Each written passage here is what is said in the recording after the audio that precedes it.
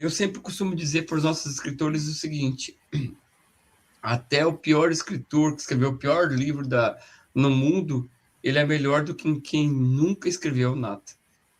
E aí, outro ponto que eu sempre gosto de comentar é que você não pode, como é que eu digo,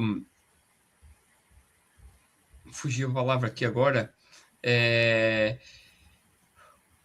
as pessoas, elas, você não pode ser rejeitado, né? Mas agora fugiu a palavra. Enfim, você tem que acreditar no potencial da sua história. Você precisa entender o que acontece, qual é a proposta da sua história. Você não escreveu essa história, seu livro, simplesmente porque você quis escrever. Você tem alguma transformação, pode ser uma inspiração para a história para a sua a tribo de leitores, digamos assim, né, Gisele? Exatamente, né? Eu gosto de falar dentro dessa linha que o Jeff está falando. Uma das coisas que eu gosto de perguntar para os escritores logo de cara na primeira vez é: o que você está pretendendo com este livro, né? De que forma você pretende trabalhar o seu livro? De que forma você pretende fazer o seu livro acontecer, né? Aí, às vezes, vem essa questão de livros bons sendo negados, ou você ouvir um não, que você ouviu uma situação que não é a expectativa que você estava aguardando, né? Como a gente já teve escritor que veio, conversou com a gente e disse assim: nossa, a outra editora disse que vai colocar o meu livro na livraria e tudo mais. E não era um livro de livraria. E a gente teve que pegar e dizer assim: ó, eu posso ser bem sincero para ti, na livraria o teu livro não vai vender. O teu livro é um livro voltado para projeto. Então, é um não que o escritor vende, porque ele pensa assim: nossa, vou ganhar, vou conseguir vender, vou fazer chegar a um monte de gente, mas tem outros caminhos às vezes, porque tudo depende do que você vai fazer com o seu livro. Outro ponto que os escritores eles precisam entender é que esse texto ele vai passar por uma edição. E aí, nessa hora, eu gosto de deixar muito claro para o escritor: na tua cabeça, a história toda é muito clara. Você sabe exatamente por que você escreveu cada ponto, porque você criou ou você vivenciou essa história, ou você criou esse método. Então, tudo é muito óbvio para você. Mas não é óbvio, às vezes, para quem está lendo.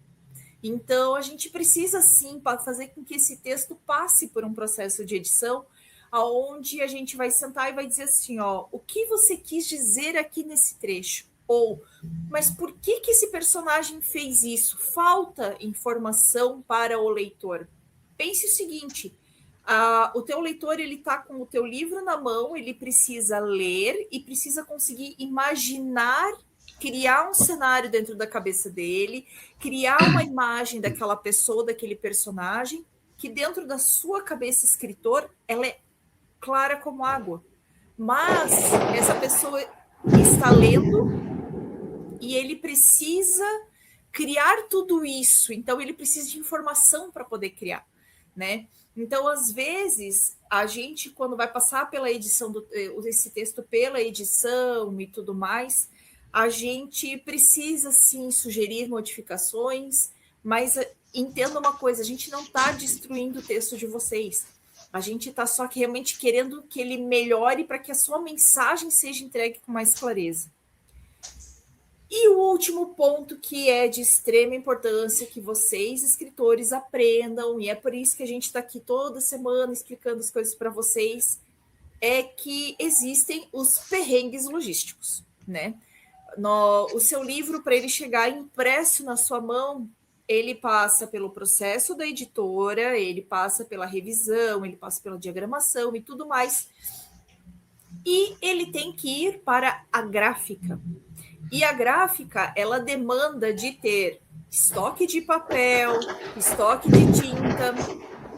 Gente, estamos em época de Copa do Mundo, os foguetes estão a toda, né? Então, voltando aqui, a gente precisa ter estoque de papel, estoque de tinta, a máquina, né, a impressora funcionando adequadamente para poder imprimir o teu livro, os funcionários trabalhando para poder imprimir o seu livro, porque já houve situações de atraso, porque faltavam funcionários na gráfica para poder operar as máquinas. E, principalmente, isso tem que ser transportado. E aí é onde mora o perigo, principalmente, porque se acontecer alguma coisa na estrada, se tiver alguma coisa que faça com que o trânsito pare, é uma coisa que é uma carga que pode atrasar, né? E isso tem custo, tudo tem custo. O transporte tem custo, né? Hoje a gente está conversando com você, a gente está gravando essa live no dia 25/6. Então, hoje, o óleo diesel que abastece o caminhão está mais caro do que a gasolina e o álcool. Então, isso encarece o valor do frete. O insumo de papel, dependendo do consumo, do nível de consumo, o papel ele pode estar mais caro ou mais barato, e isso interfere no custo do livro de vocês também. Então, são coisas que às vezes fogem do nosso controle enquanto editora, porque a gente depende da parceria dos nossos parceiros gráficos, né? Então, entender todo esse funcionamento do mercado é o que, no final das contas, separa um escritor amador de um escritor profissional. Separa o escritor que vive um sonho do escritor que realmente avalia custos, prazos e tudo mais além da história que envolve o livro dele. Né? Eu só complementaria, Gisele, assim, ó, eu penso que o escritor ele tem que ter uma mentalidade, como eu já falei anteriormente, de uma mentalidade empreendedora, né? E quando você é um empreendedor, você precisa lidar com planejamento, com objetivos e metas. Você tem que ter a mente de um empresário, né? Afinal de contas, o livro ele passa a ser o seu ativo.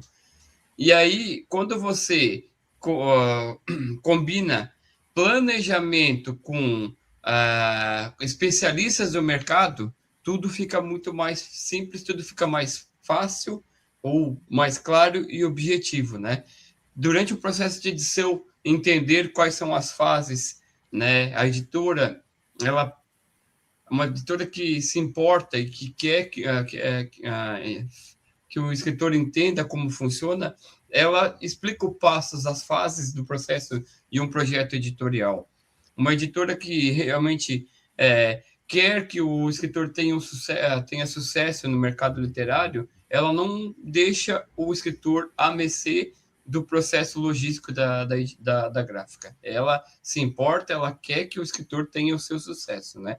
E aí, como muito bem colocado por você aqui, o que separa o amador que espera a sorte do profissional que entende o jogo é justamente entender cada fase, entender que vão ter sim os perrengues logísticos, que existe a intensidade da edição e que existe aquele processo de rejeição, como a gente comentou aqui, né?